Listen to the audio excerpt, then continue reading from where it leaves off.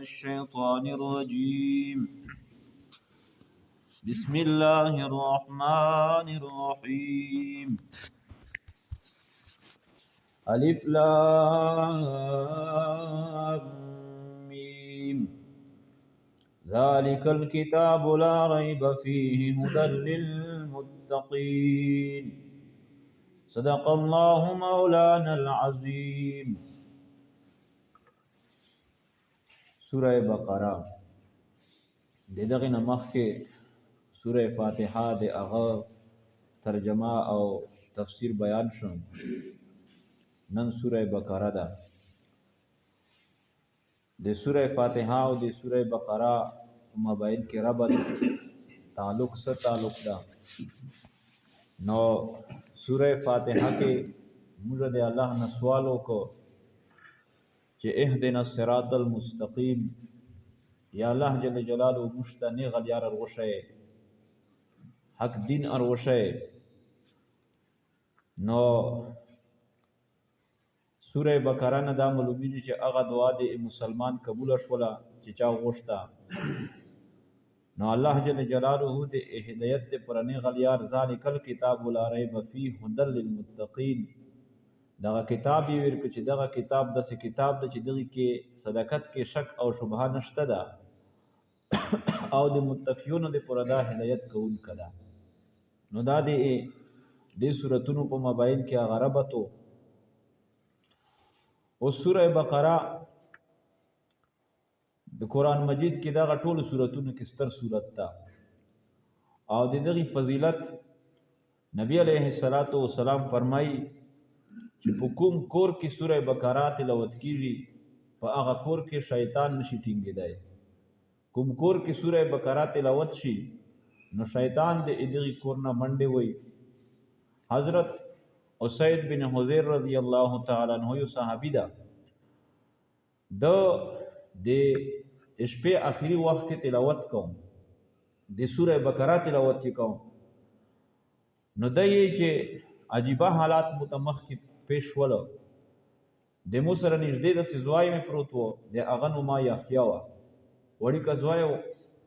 او د هغه سره نږدې ګوړه تړلې شوې و. په هغه وخت کې لویا آلات د جهاد یا د ضرورت د انسان د پر د سورلای دغه ګوړه و. نو تقریبا د اکثرو کسانو سره بو ګوړې موجوده وي. نو د یې چې کله مو تلاوت مې د سوره بقره شروع کړ نو دغه ګوړې نیو منه ټوپونه شروع کړل. زه د سلاج غونې تلاوت مې ودرم نو هغه ګوړه خاموشه شوه. چې بیا مې تلاوت شروع کړ داسې یو زوی ته بیا پکې داسې د ګوړې بیا ټوپونه شروع کړل. نو زه مو بیا تلاوت ودرم ځکه چې نږدې مې بچای و سره مو داسې نه چې د بچای مې وچتي هغه ګوړه بیا خاموشه شوه. چې بیا مې کله تلاوت شروع کړ نو هغه ګوړې بیا ټوپونه شروع کړل. بس مو مکمل تلاوت بند کړ. دغه وخت کې د اذانو وخت هم نږدې و. تلاوت مې بند کړ او ګوړه خاموشه شو. چې داسې پوسه مې وکتله نو داسې یو نوراني مخلوق و، انتهایی ارټیټ شو. چې مو تلاوت کله ودره او پوسه مې وکته هغه بیا اسمون طرف ته بلند شو. دا حیران ده چې دا څه شی دی. نبی علیه السلام ته روغ او پیغمبر علیه السلام ته دغه ټوله واقعیا سنا وکړه چې شپې خو داسې معاملات مو سره پیش ول او به داسې یو نوراني مخلوق و. زه پوه نه شو چې دا څه و.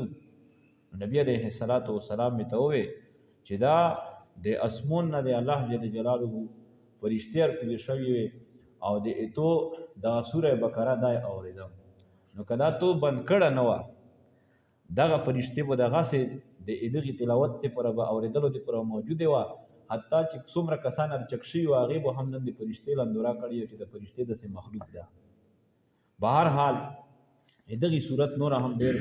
فضیلتونه دي. نو دغه صورت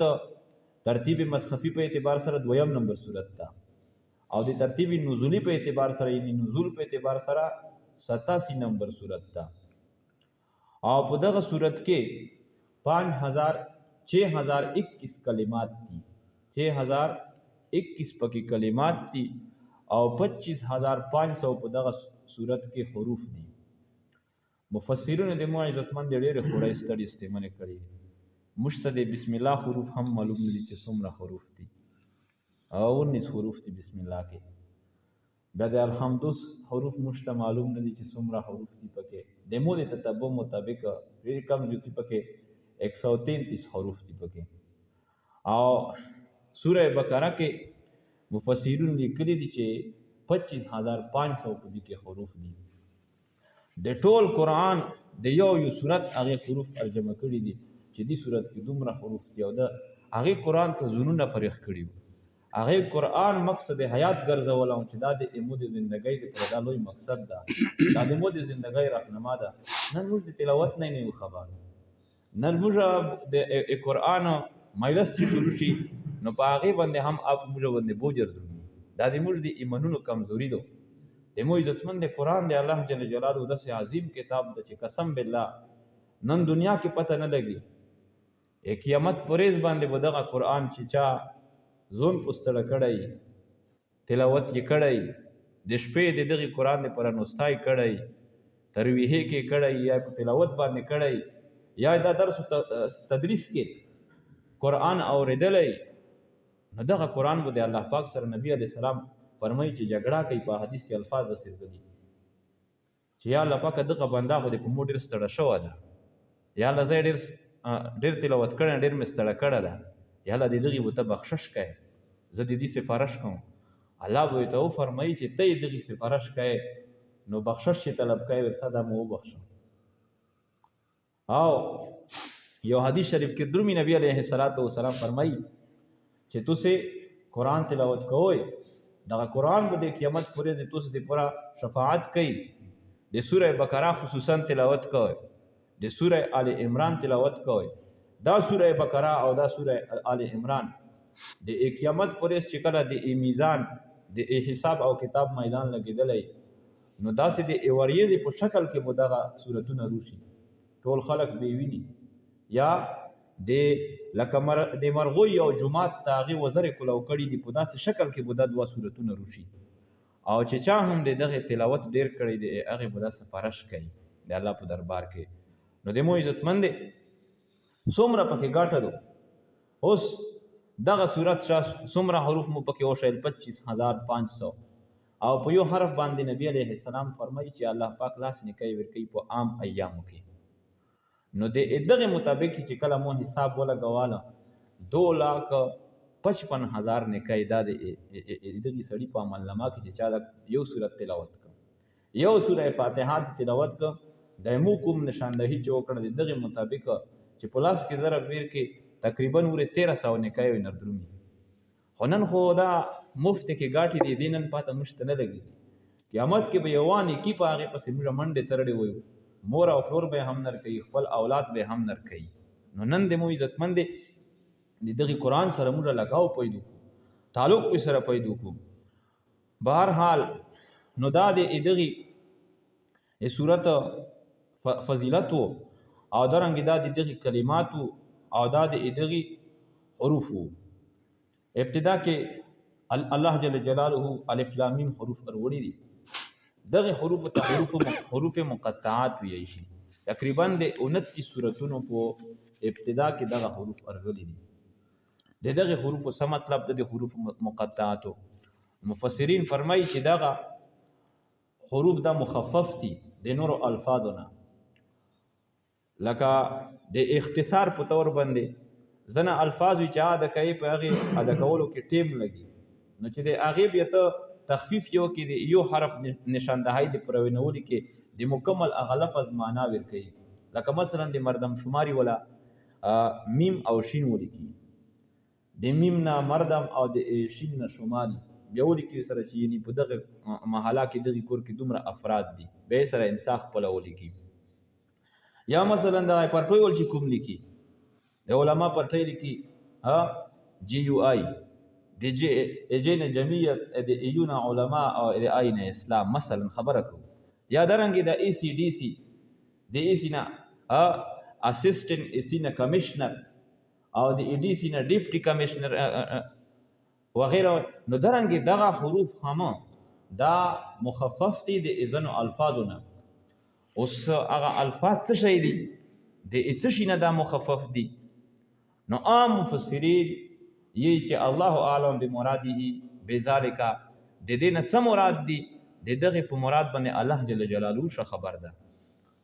مخلوق ته دغه علم نه ده الله ورکړه او ابن عباس رضی الله تعالی عنہ هغه فرمایي چې نه دغه حروف دا د الله جل جلاله نمونه دي لکه د الله پاک اسم ذاتی لفظ الله ده او اسماء صفاتیه هغه ډیر دي د قران په ابتدا غته باندې ذکر شوی 99 اسماء دي د الله صفاتی نو ابن عباس رضی الله تعالی عنہ فرمایي چې دغه حروف مقطعات د الله جل جلاله صفاتی نمونه دي نو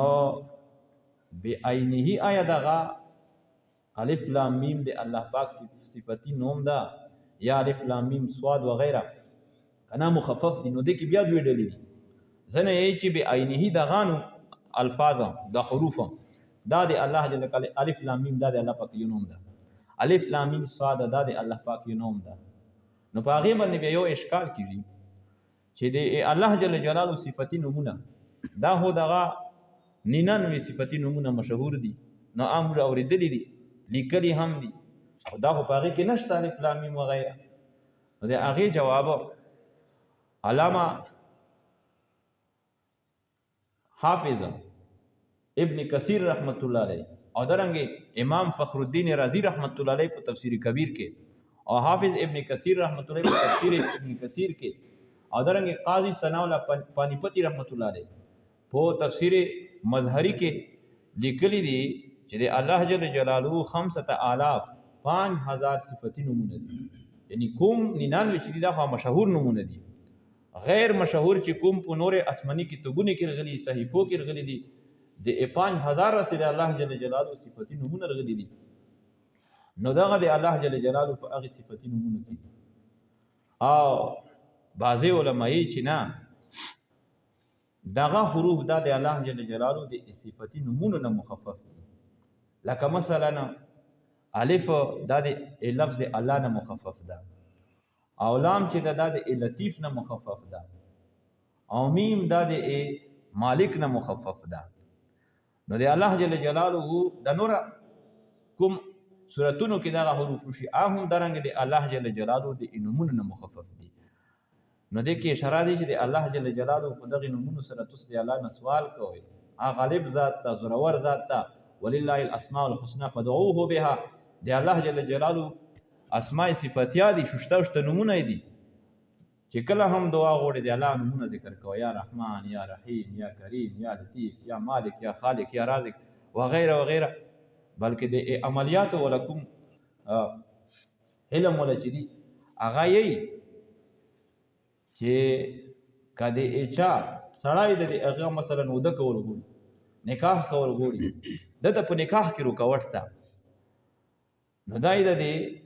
الله دغه نمونه صفتی یا رحیمو یا کریمو یا لطیفو دغه درې نمونه ده د پنځل منځونو کې کوم المنځ نه بعد چې هم یی دی نو الله پاک په 41 دن رسیده دا عمل دی او کې الله پاک په دغه حاجت پورا کی رکاوټ په ته ختم کی یا د اچا په موبایل کې عداوت ته خون او بیبی دی موبایل کې خپل کې دشمنی دو نه دای دغه وظیفه ته ونسی یا کریمو یا لطیف یا ودودو یا رحیمو یا کریمو یا ودودو دغه الفاظ یا رحیمو یا کریمو یا ودودو او په دغه طریقې سره په څومره مرتبه دی کوي نو د هغه د پر هغه ویلي دي چې څوک هم د وظیفه کول غوړي د خپل نومې په ابجدو کې چې کومه انسې د دروزي خپل نومه او د خپل مور نومه نو د ادا نومې د ولي کې په ابجد کې د دې کوم انسې چې روزي هغه نه کوم مقدار چې روزي په هغه مقدار سره د دای دغه وظیفه کوي 41 دن پرې الله پاک پیدا دغه رکاوټ دغه مشکل خل کی لکه اوس مثلا ابجد ازون ته خپل علم ده زب مثال دی که زید ابجدو کې چې تکله دغه حساب کوي نو ذا چې دو ذا دغه نه 7 اردرمي د یا نه 4 اردرمي او د دال نه چې دا نه 10 اردرمي نو بلکې د دال نه 4 د یا نه 10 اردرمي دغه ټوله چې مجموعه خپل د هغه نه 21 اردرمي مثلا دا چې چا نماز زید وا لہذا دای دغه وظیفه 21 مرتبه د منځ نه بعد کوي الله پاک په دغه دوه کوم مسایل مې چې وښیل په دې کې به الله درته نجات ورکړي کامیابي به ورکړي چا د رزق تنګي دو نو هغه دغه الفاظ یو د وجود کې یا رحیمو یا کریمو یا رازقو د هر لمونځ نه بعد د درې وري الله پاک خو د رزق تنګي چګه کی به هر حال خبره په دې پورې چې دا الف لام میم د څه شی دي نو دا د الفاظو نه دا مخفف دي هغه الفاظ څه شی دي ځنې علماء چې الله اعلم بمرادی بذلک بس الله جل جلاله دغه په مراد باندې ښه خبر ده نبی علیه الصلاۃ والسلام ته پته شته کنه نو دغه د علما د قول مطابق نبی علیه الصلاۃ والسلام ته هم پته نشته او بعضی مفسرین غي چې نه په نبی علیه الصلاۃ والسلام دغه قران ار نازل ده الله دغه خبرې کړې دي نبی علیه السلام سره دي نو یو متکلم چې د چا سره خبرې کوي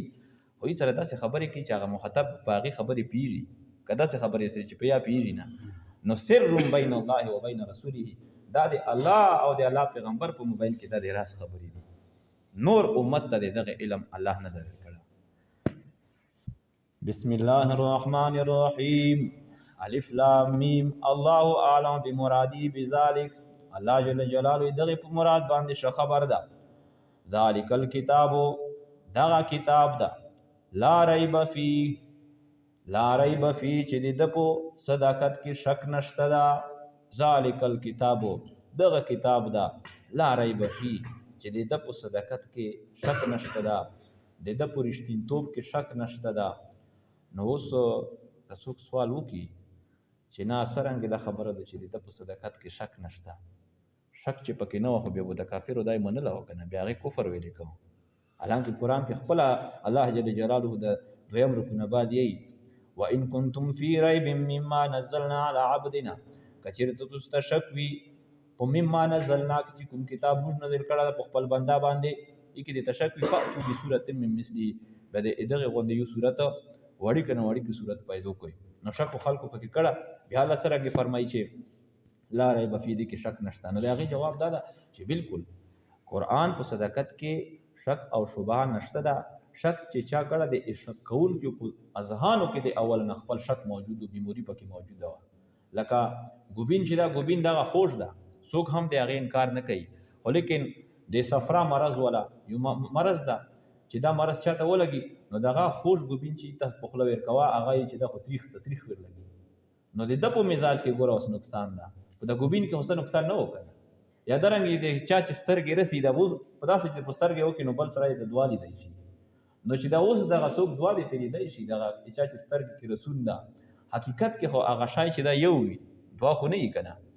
خو دا نقصان چې روغ شي د ته دوالي دی شي دا د په سترګو کې نقصان ده نو درنګ قرآن صداقت کې شک او شبهه نشته ده او چې څوک شک پکې کوي د هغه په مزاجونو کې د هغه په دماغ کې په خپل باندې اول نشک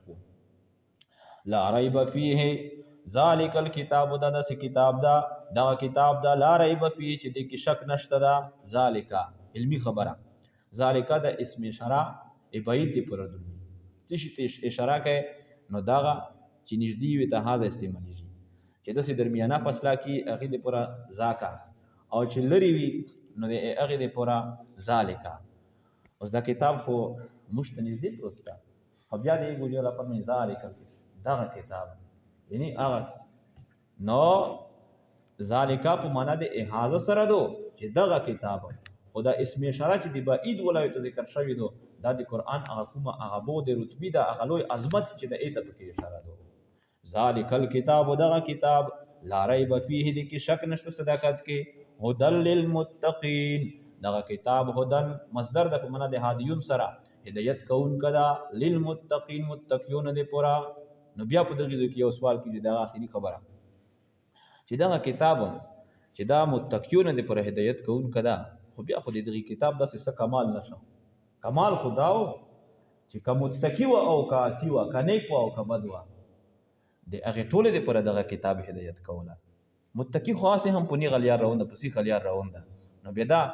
خو دې څه کمال نشي چې دای متقیون ته هدایت کوي او فاسق او فاجر ته نه کوي نو د هغه جواب دادا چې ګور په خپل په قرآن کې الله ذکر کوي چې هدل للناس دویم سپیره کې د آیت رغله د هغه کې د ټکر چې هدل للناس چې دا قرآن نازل شوی د شهر رمضان کې هدل للناس د ټولو خلقو د پر د هدایت تا اوس دغه ځای کې الله متقیون ذکر کړ چې د متقیون لپاره دا هدایت کوونکی ده فائدہ چې دغه قرآن نه اوچتای دا متقیون خلک نه اوچتای